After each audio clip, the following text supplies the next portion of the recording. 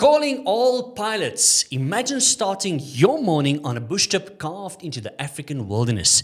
Your office view elephants on the floodplain, a blood-red African sunrise, and a Cessna Caravan humming beneath your hands. What about flying a PC-12 to some of the most breathtaking lodges in the country? This is not a dream. This is reality for Federal Air pilots, and you could be next. Cleared for takeoff. This is Let's Wing It.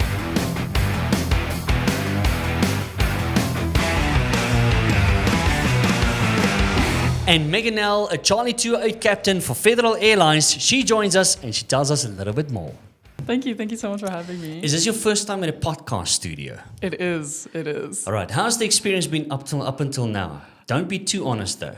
No, it's great. It's a little bit different. I've been in in-person interviews with lots of people, but I mean, this is a bit different. Oh man. Yeah. Let me tell you, you guys have probably got one of the best jobs ever at Federal Air, flying the Caravans and the PC-12s and everything. I've been up in both. I've had the privilege to sit right-hand seat, flying a little bit of the Caravan and a little bit of the PC-12, the NGX, the brand new one. Okay. What a beautiful aircraft as well. But let me tell you, just to be able to do that on a daily basis, that must be next level. No, it definitely is. I mean, we're living people's dreams all day, every day. So, yeah. Unbelievable.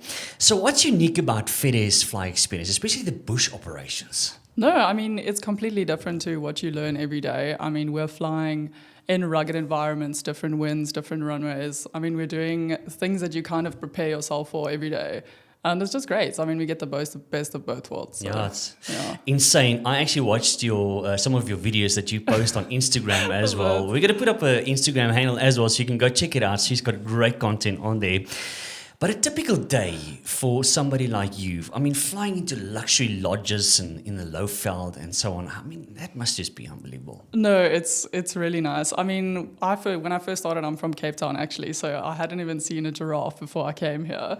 So that's quite different, yeah. So, I mean, our typical day, we start an hour before departure, hour 30 if there's guests as well, do our planning. And so, I mean, we're always two crew, so one will do the pre-flight, I'll do the planning, board the passengers, and off we go. And every day is different. I mean, sometimes you're doing 4 stops, sometimes you're going airport to Kruger, which is another airport, and then sometimes you're going directly to the lodges, which is obviously the most fun and the most interesting. Yeah.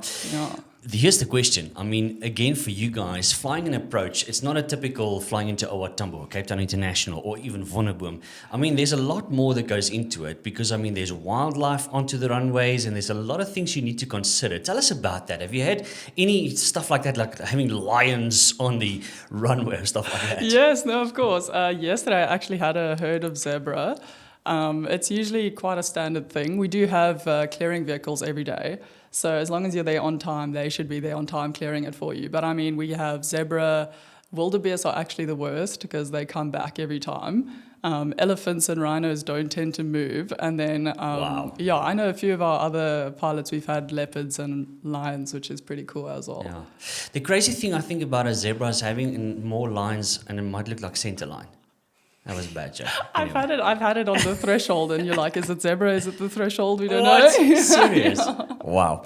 Okay, so special skills that you need to have to fly these aircraft. I mean, the Charlie 208, the Caravan, and the PC-12. What special skills do you need to have? I'm thinking about a typical PPL pilot, right? Looking to maybe one day get into these big aircrafts. What skills would you need extra? I would say on top of the skills that you get off of everything, it's like a lot of hand flying. I mean, we hand fly every single day. It's all, I mean, we only use autopilot in the cruise really. So it's hand flying, it's like situational awareness. I mean, the bush comes with birds, it comes with vultures, it comes with baboons. So it's a lot of like inside, outside, situational awareness and hand flying, and obviously the weather that comes with it. Yeah, of course. And I mean, I didn't even think about that. I mean, that's larger birds because that's typically in the Kruger National Park, Malala, all these extras that you go to, you would typically have that on final approach. You need to be so awake. I mean, they can fly high as well, but even on finals, because that's critical, because they're really low level at that stage. Exactly, and you're quite slow as well. So you've got to think about the maneuvers that you're doing at that slow speed. Yeah.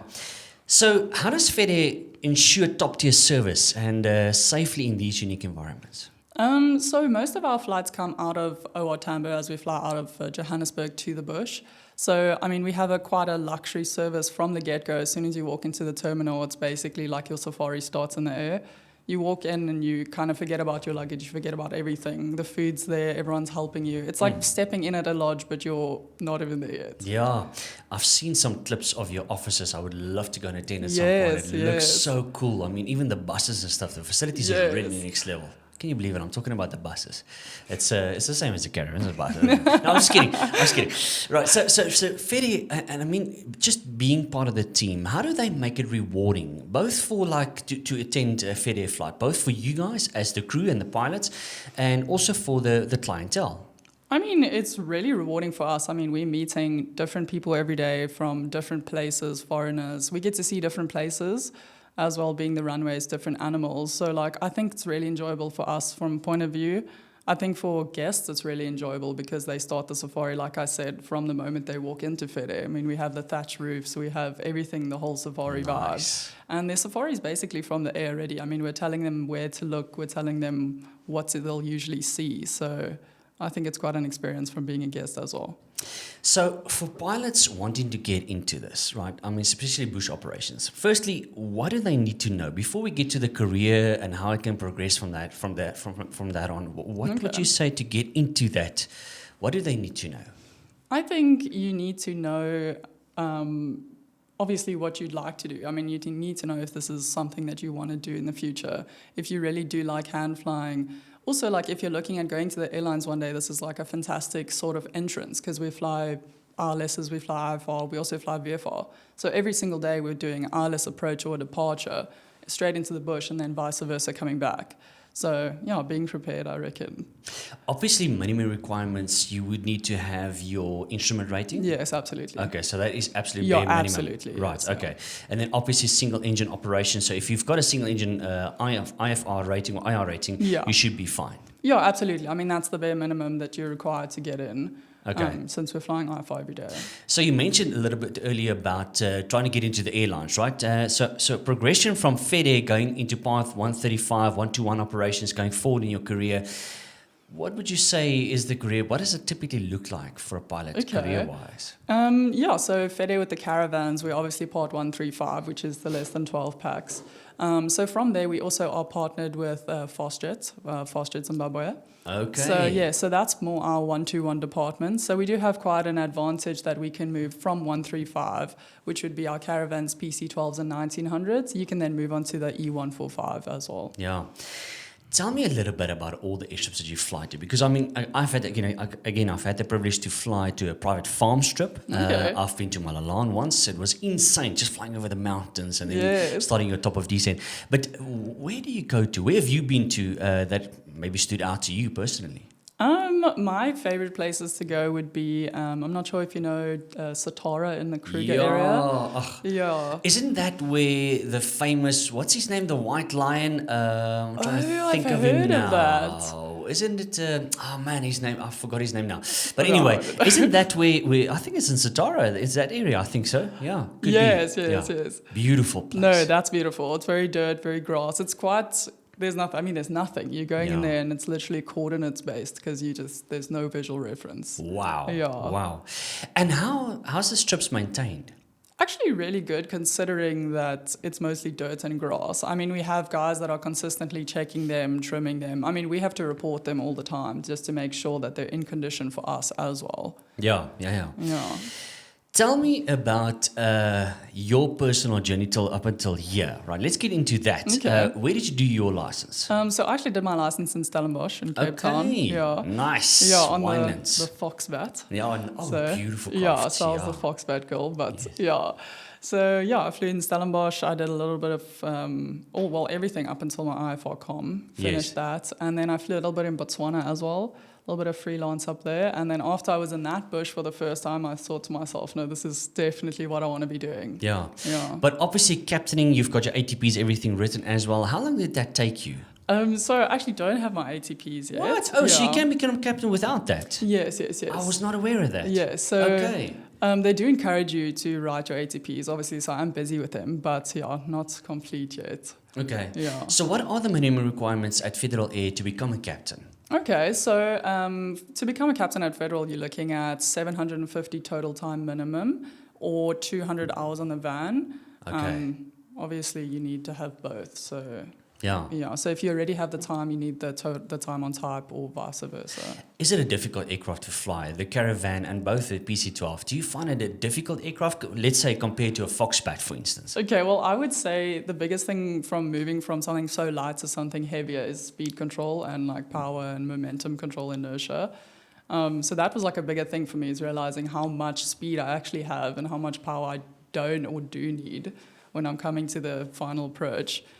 Personally, I don't fly the PC-12s, but I've heard that they're a little bit more slippery. They're also a little bit more difficult because they're faster and pressurized. So, I was allowed as well to fly the approach. We were put in a holding pattern here at Vonnerbom Airport. We were put in a holding pattern. And the guy that flew the plane, obviously with the packs, he flew the plane. But when we flew back, he said to me, you can take a little bit of control. We've got everything under control. Let's just get a feel for it. And we were put in a holding pattern just above Roodeplaat Dam. And we were holding there, and then we came in. And as we came in, he said to me, okay, now you fly the approach. I was like, no, there is absolutely no way. I flew a Jabiru, all right? That's the one that I had at that stage. And now I'm flying a Caravan. I didn't even know where the trim is, right? So it's crazy. And I flew the approach like literally till about this high. And he said to me, okay, flare. And I'm flaring. And he had a little bit of input. He says a little bit. I think he had a lot more. He's just a kind guy. But nonetheless, he said to me, you landed the plane. I was like, wow, but I found it a lot easier to fly than some of the other smaller planes. Yes. Obviously, like when you're flying a light sport, everything's like quicker movements, bigger movements. With the van, it's very stable. Yeah. It's very, very stable. I mean, you're sitting much higher than you think as well. So by the time you're flaring, you're like, oh, that's the ground. That was we've already got there. That was the coolest thing for me as well as getting up in the stairs. I was like, oh man, we need to get up in the staircase to get into the plane. It was just so cool, man. Okay, so what inspired Federal Airlines to host this meet and greet? Because I mean, this is a brilliant opportunity, and also maybe just touch on. I know that you said calling PPL pilots as well. We all know that PPL pilots are not allowed to fly for reward or for earnings, but why do you invite the PPL pilots as well? So what we want to do is we want to build quite a strong relationship with everyone starting to fly up until people that are ready to fly for remuneration.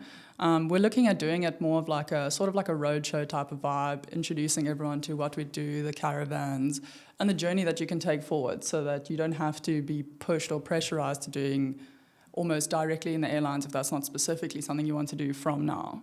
Yeah, absolutely. But I mean, and the other thing is, I can just imagine a bush flying career. It's not necessarily always easy. Look, it sounds great, but I mean, it's a lot more planning. Like you said, now a lot of these bush trips that you fly into, there's hardly even locations you need to use coordinates and stuff like that. But I suppose if you can start doing that and you do it really well, that'll make you a fabulous pilot going forward. No, absolutely. I mean, you're dealing with all the elements. I mean, you're also already sitting in a single engine. Everything's more restricted. You're learning more than you could learn anywhere. You're doing both, like I mentioned quite a few times. You're doing IFR and VFR. You're doing everything manually.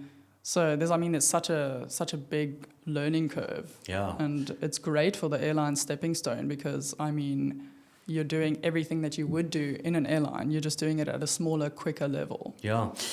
So many people I've heard previously as well saying, I mean, I wouldn't mention who said it specifically, but saying, you know, what the real cool thing is you want to get to a place where you still get to hand fly, because a lot of the guys, they miss that. Exactly. Because, I mean, it's all good and well. You rotate on some of these big aircraft, but then as soon as you're airborne, gears up, V1, V2 rotate, there you go. And then you establish in the cruise. I mean, with the caravans and stuff, you can do it as well. But I mean, this is more of the hand flying stuff. I mean, ILS approaches and stuff like it's really cool setting it up. But I mean, I think flying it to all these different places, I think it just challenges you. And I think the reward for a pilot is nailing and landing at a first airstrip where you've never been to before. Exactly. Isn't it? Yeah, no, 100%. No, 100%. Yeah. I know I've spoken to a few of my friends in the airlines that say that they wish they'd done this before they went there. Right. Because it's something like they want to do, but now at that price range, and so they can't really essentially downgrade.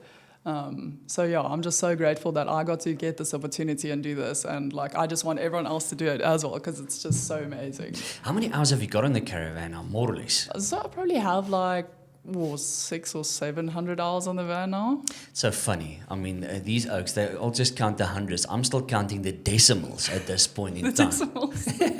So if they ask me, I would go 150.5 hours to be specific. That's where I am. Because a 0.5 is quite expensive, nonetheless. But it's just exciting. And I mean, like you said earlier, you're going to have the PPL pilots just to get the oaks and inform them and tell them what is it like to become a bush pilot. And that's why you want to get the guys to the meet and greet. Exactly. I mean, our crew are going to be there, so you're going to get first horse's mouth information. There's going to be lots of crew there. We're going to have one of our caravans there as well, Grand Caravan. Yeah. So that'll be on display. You can come look, you can come sit. I mean, we have the stall kits on there. You'll see the big wheels. We have the AP3. So I think it's going to be really interesting to see like a bush plane like right there in person. In your personal opinion, what makes a great bush pilot? I would say someone that loves flying. I mean, you need to love what you're doing to enjoy that, because it's hot, it's windy. You need to love what you're doing. Someone that's like got great situational awareness, I would say. I mean, there's so many things you're looking out for all the time. But I think purely someone that's just there to enjoy the flying for what it is. Yeah.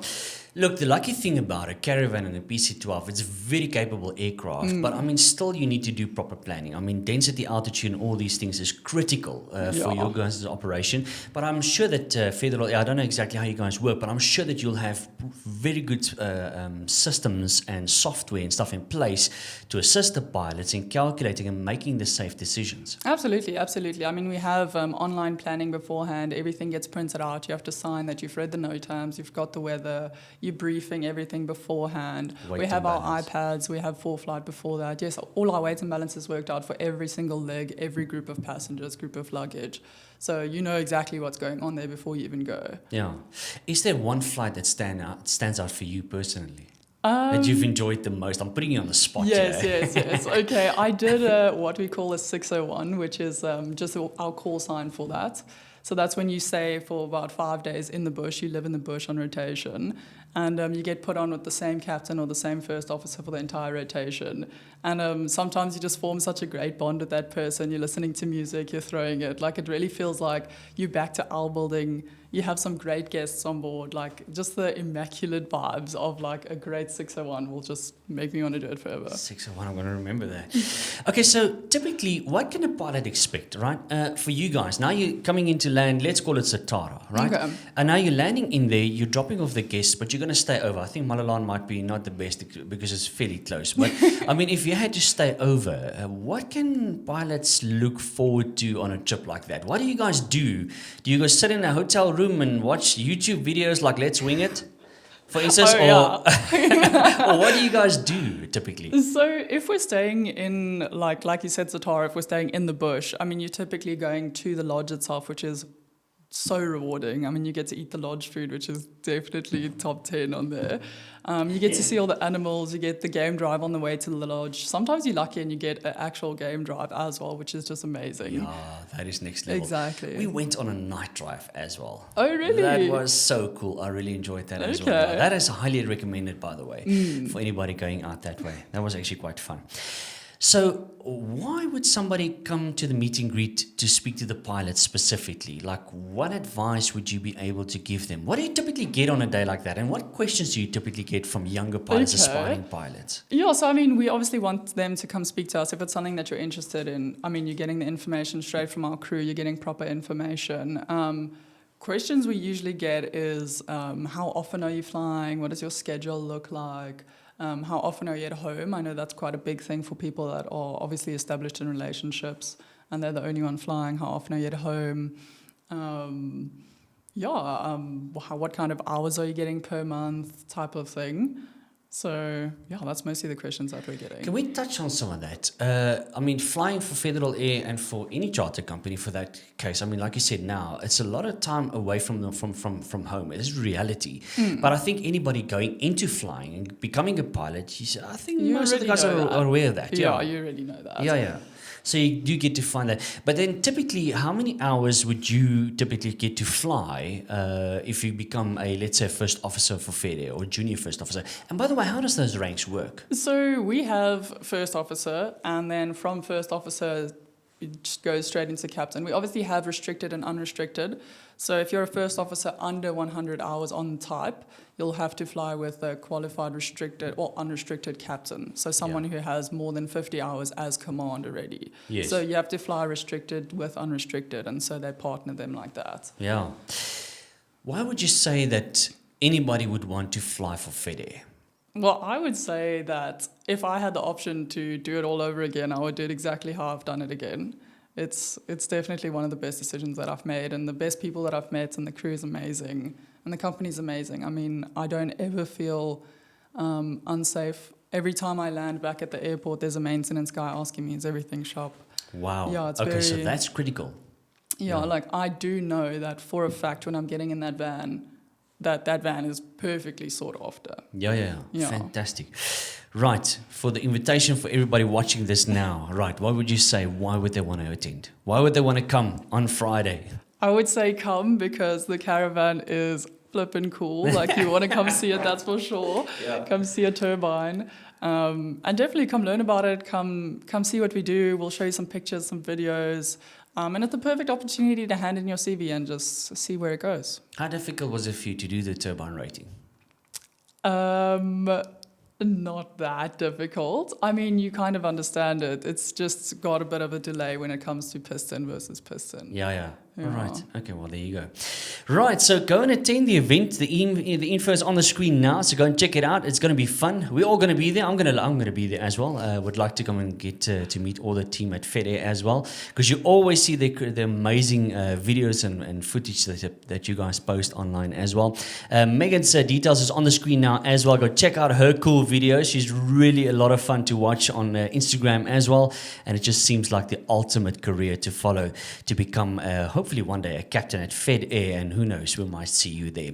So see you on this coming on Friday at Vonnegut Airport. It's going to be a lot of fun. Bring everybody with, all your mates, all your friends, and go and meet the team here at Vonnegut Airport. Megan, thank you so much for joining us here on Let's Wing It. Thank you so much. It's Thank been you for having us. Great meeting an actual real captain for FedAir. It's the first time, right?